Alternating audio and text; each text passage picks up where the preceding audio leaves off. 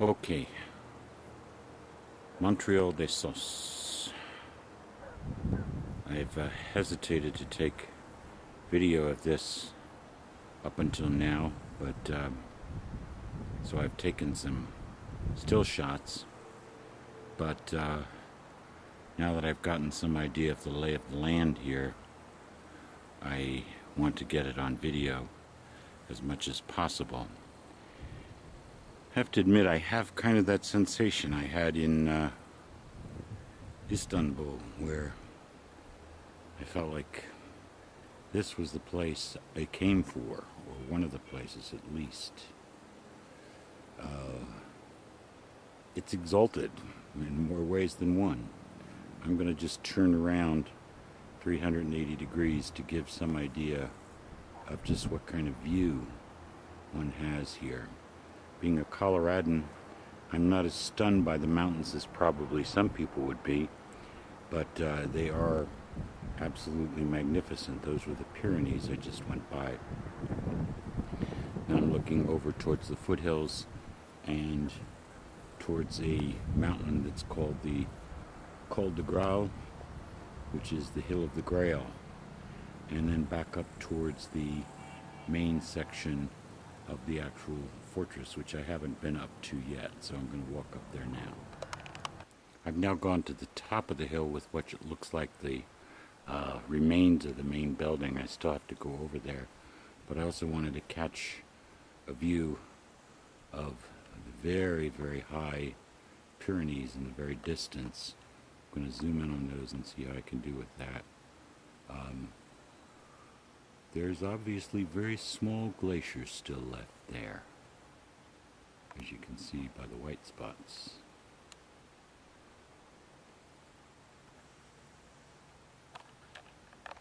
Now I've bravely climbed this ladder here to pretty much the highest point of the fortification. A little hard for me to get too much of a vantage point because I can't step backwards very easily, that's for sure. But it gives a good idea of what's here and what was excavated. I'm sure some of this was put back together and some of it wasn't.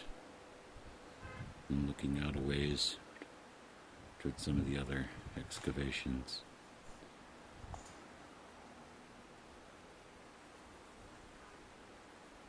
And then just because it's so terrific, another view of the area, a little town nestled in the mountains there. You see its church tower.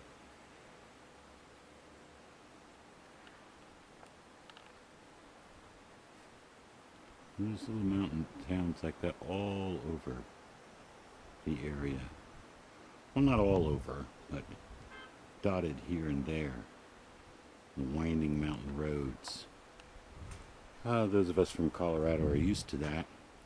Used to this grand scenery.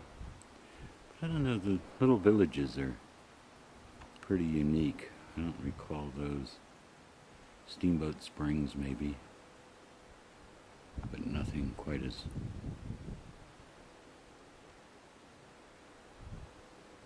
hanging on cliffs like these are.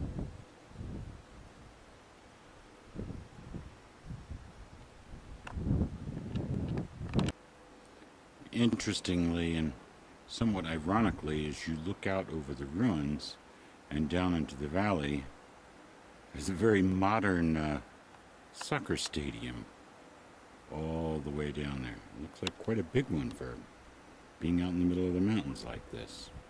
So this place has got everything and anything going on here.